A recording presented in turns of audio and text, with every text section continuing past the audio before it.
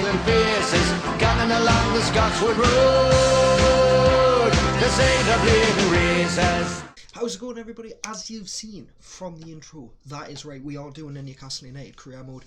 Mike Ashley's been kicked out, the new owners are in, they've booted out Steve Bruce, they've brought in Cassini to steer the ship and get Newcastle back to where they should be, back into being a top club, also an English club competing in Europe, and that's exactly what we're going to do. I'm going to set this up now.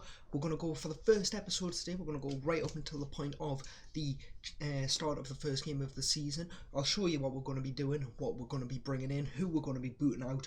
Basically, this is going to be a complete rebuild of the team, because if you follow football, you know by now this club is a shambles. So what we're going to do, go straight in here. I'm going to show you the settings we're going to go with. We're going to go with an ultimate difficulty.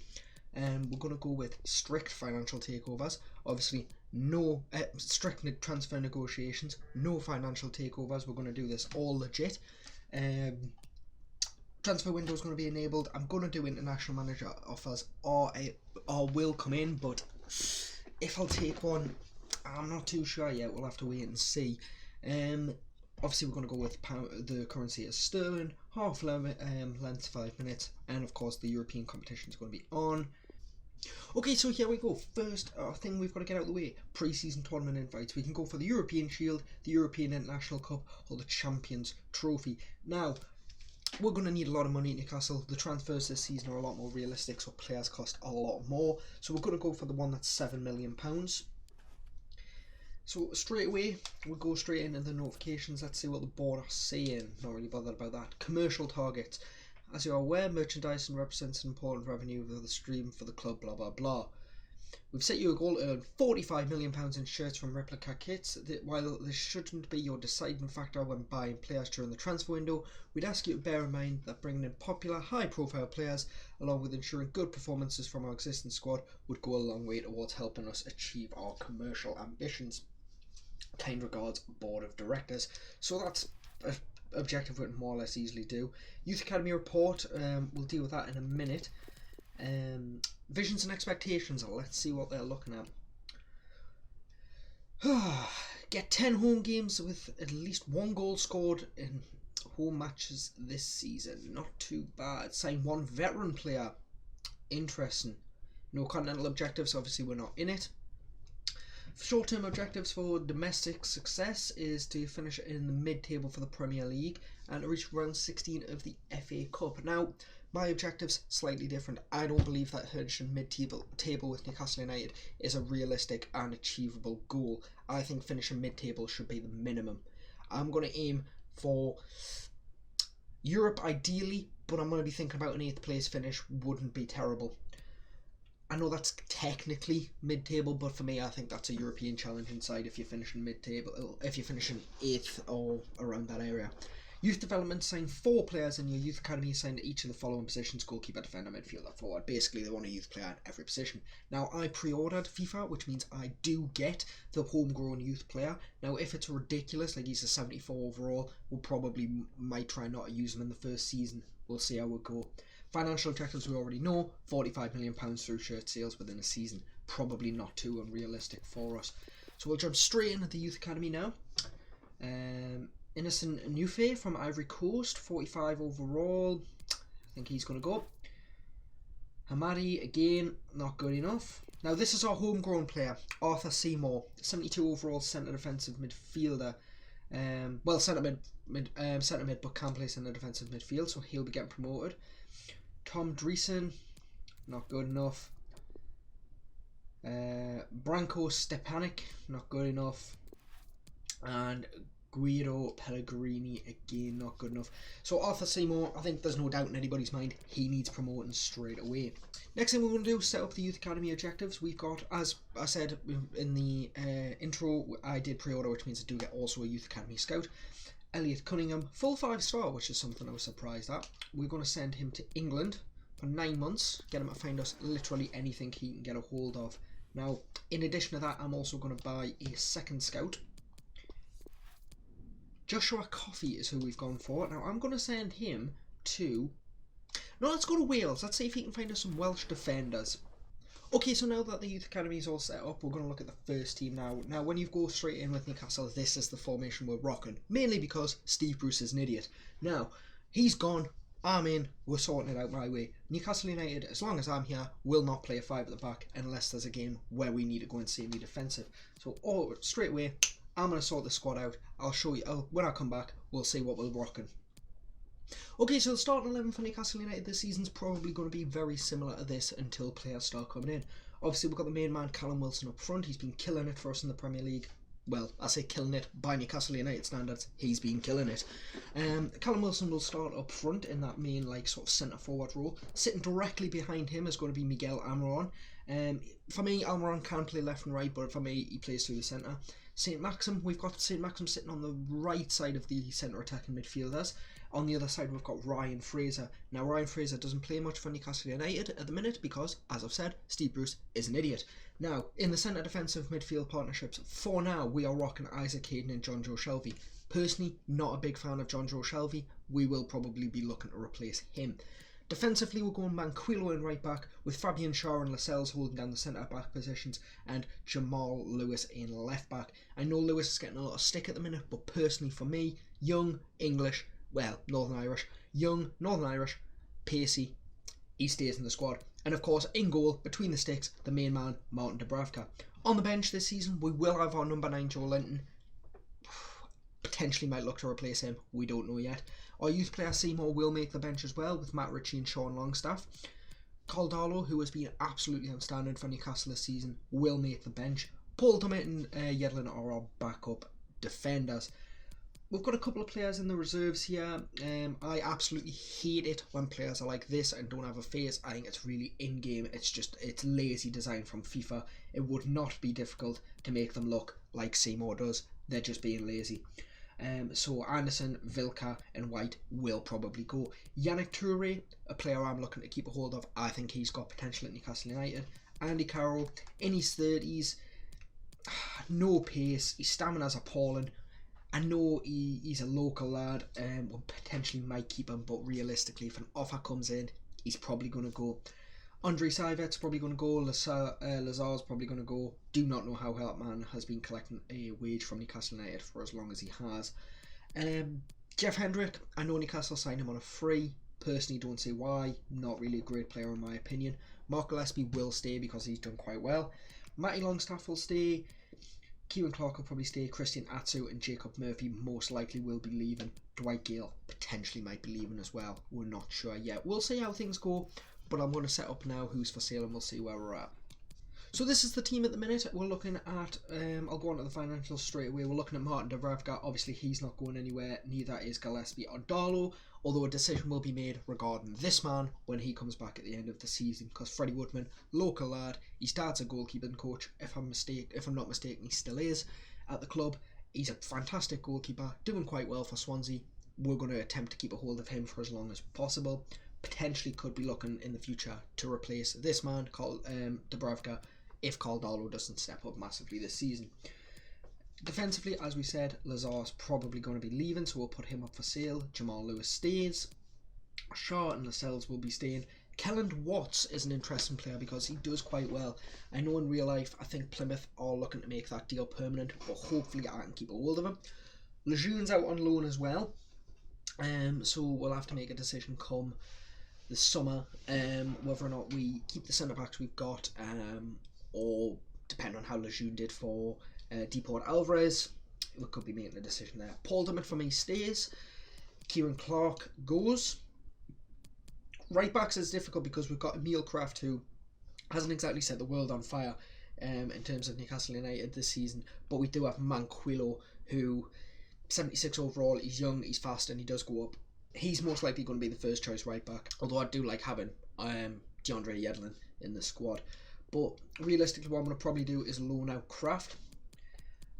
Christian Atsu, as I said earlier, will go. He does have a £4 million release clause. I don't like having release clauses on players, but if I'm selling them, I don't care. Matty Longstaff, I'm going to put up for a loan. I'm going to release Joe White. We're going to keep a hold of Seymour. We're going to keep a hold of Sean. Elliot Anderson and Rodrigo Vilca, they'll both go for sale. Henri Sivet will go for sale. Jacob Murphy will go up for sale. Matt Ritchie and Jeff Hendricks we will keep. Yannick Toure, I'll put him up for loan, but I potentially will keep him. Andy Carroll, as we said, will go up for sale. And that should do for now. Okay, so now that we've got who's up for sale sorted, we're going to be looking at bringing in veteran players. Now, these are the 3 people that I've picked out. Obviously, I would love to get Wayne Rooney, but as you can see there, the player's just recently joined and won't move again, so we'll remove him. Now, James Milner is somebody I am looking seriously at. For those who know, James Milner used to play for Newcastle United for a long time before we saw him, I think, to Aston Villa. As well, I'd love to bring in Ian Dzeko. He's an absolute unit for his age, so he potentially will be somebody we look to bring in. Now I'm going to do the training off screen, so we'll come back once that's all done, and then we'll go through the start of the season. Okay, first training session done, so we're going to look at the fixtures now. So in our pre-season tournament, obviously not that we're too bothered, but we've got Schalke, we've got Cagliari, and then we've got Frankfurt. In the league, first game of the season, away to Crystal Palace. Not an easy game by any stretch. Then it gets horrific. We've got Chelsea at home, Tottenham away, Liverpool at home, and then away to Leeds, then at home to Man City, then away to Everton. That is going to be insanely difficult for our side. You know, it doesn't really get any easier after that. We've got Leicester, and then it eases up a little bit with Fulham, but Man United, Arsenal, we're getting a lot of the big teams out of the way. The first 2 months, really not going to be fun for us at all. Looking at the games here, not great. Final game of the season's at home against Spurs after we play Liverpool. It's not going to be fun, but we're going to have to get on with it. Try and get as many points as possible. Who knows? Newcastle have a bit of a reputation about picking up points against clubs that nobody expects them to, so we'll see what happens there. Got a couple of emails that we'll sort here. So Elliot Anson's happy that we're selling him, so is Lazar, so is Murphy, so is Carroll, so is Yannick Toure is happy that we're putting him up for sale, and Lascelles is doing his captain duties and welcoming the new manager in. We're going to jump back into a training session and we'll pick up after that.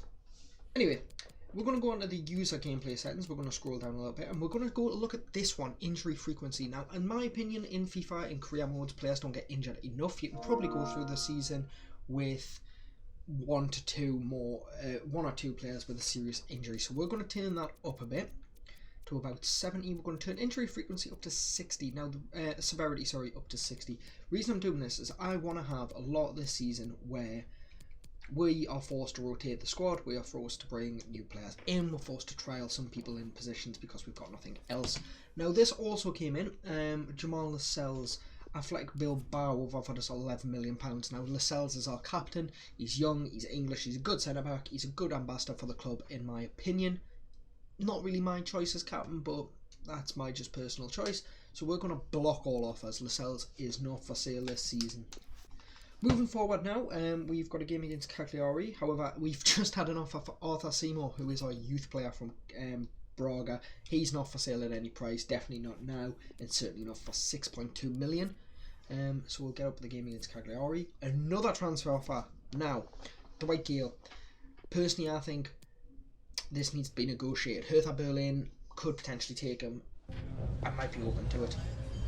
If they go 4.2 and I'll sell Dwight Gale. 4.25, let's be greedy. Let's ask for that extra 500k. They've stormed out. Apparently it was a ridiculous offer. Well, fuck Hertha Berlin then. So, game against Cagliari. We'll go with the same starting 11. I don't really think it's worth rotating during the pre-season tournament. We'll see how we get on. It's a 3-2 loss. It's not good. Almiron scores. Ryan Fraser's got another one. But we have lost again, so it doesn't look like we'll be getting through.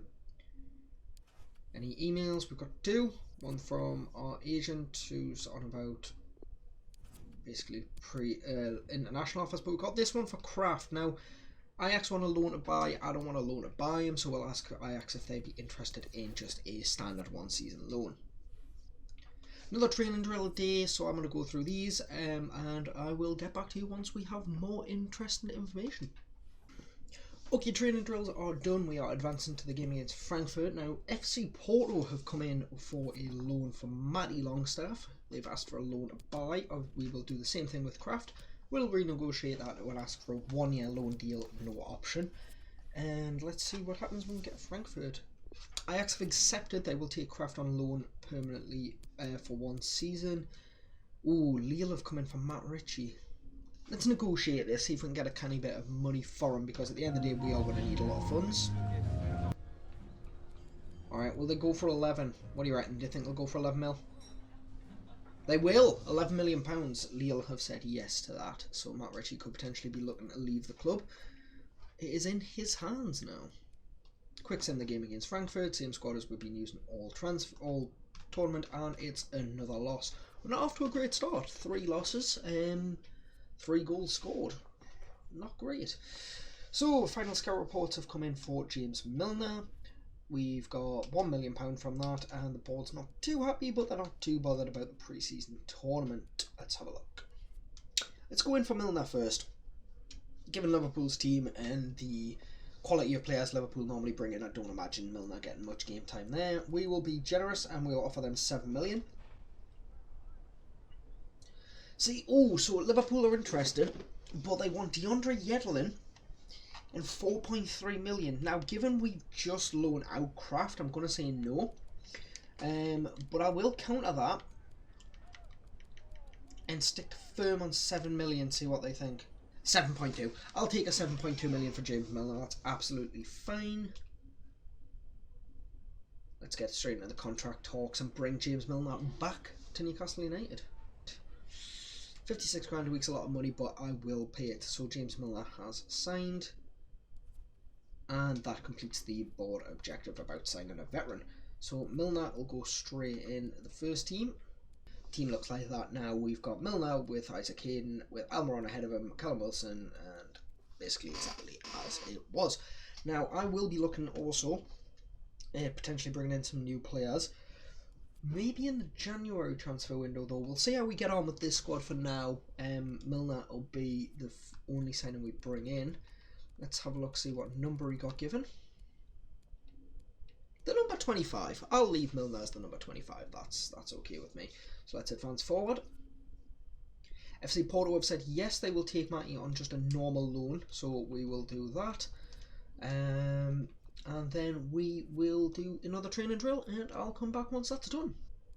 Right, so training drills are done. We've just had the report in the email, to say Matt Ritchie's deal at Lille has been finalised. So £11 million has come into the club. The board have given us 8. We also got an offer from Manquillo from Benfica, but we'll be knocking that straight back because we don't have the right backs to sell. Looking at the budget now, we've got £28 million again. Probably going to be looking at January before we bring anybody in, because potentially the squad could be absolutely fine. We've got this training drill to do, simulate that one, we'll play that one, and I'll get back to you once this is done. Okay, so we've advanced forward a couple of days after doing the training drill. We've got a couple of emails in.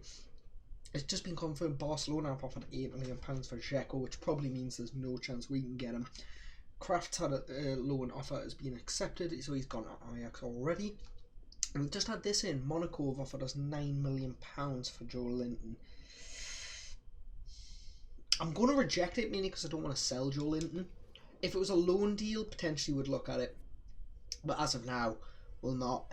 Hopefully there shouldn't be any more training drills we need to do, so we can just start simming through these now.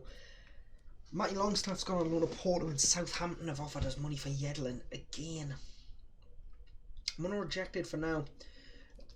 Given the depth of the squad, I don't really want to be selling too many people.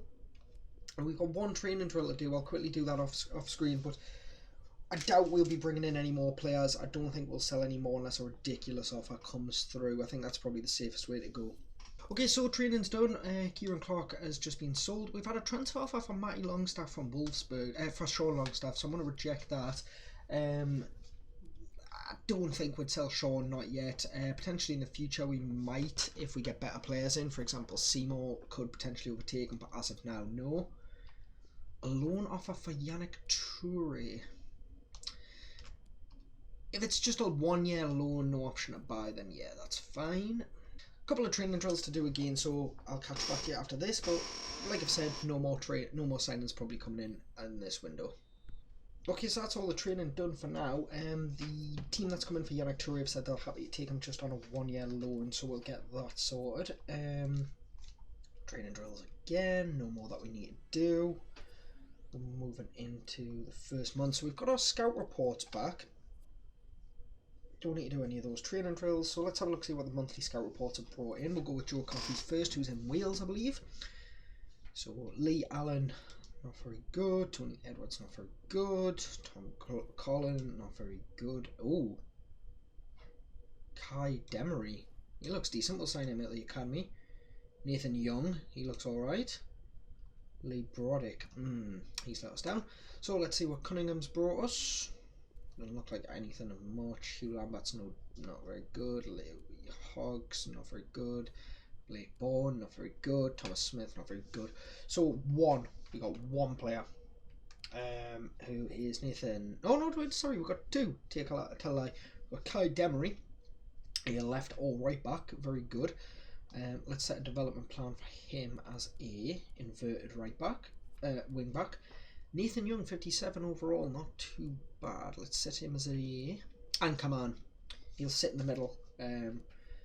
So the Welsh players are the ones we've got at the minute. Let's advance forward. Yannick Touré's gone out on loan. Okay, so we'll advance up to the first game of the season. Spurs have offered for Fabian Shaw. Not ever happening. Who's now gone up with 78 overall, which is good. But we're going to go up against the first game of the season. Yeah, Nashville can have Henri Saivet. That's not a problem. Yeah, first game of the season against Crystal Palace, so make sure you tune in for that one. For those that don't know, I will be streaming back again in the new year on Twitch, same username as the YouTube, but it also will be linked in the description below. When we come back in the next episode, we'll play the game against Crystal Palace, we'll play the games against Chelsea, Spurs and Liverpool, then we'll move into the normal situation, which will probably be 2 played games, 2 simulated games a episode. We haven't got a cup draw yet, which should be interesting to see who we get. And we'll do the press conference as well in the start of the new episode. Now, I have got an idea for press conferences, but it will require some time. What I'm wanting to do is maybe get some people to do the interviews questions, as in actually record their voice, and I will respond to questions that are more realistic. So something the manager would actually get asked, because sometimes the questions in FIFA are a bit unrealistic and a bit ridiculous. Like, for example, you could have lost 2 games in the season, but you go on a 10 games unbeaten run, and they'll ask you how you feel about being unbeaten in the Premier League. It's just complete crap. But that's where we're going to leave this episode. We're going to leave it with Crystal Palace in the next game, the press conference to look forward to, so make sure you're in for that one. But until then, take care, and make sure you tune in for the next one. All the best.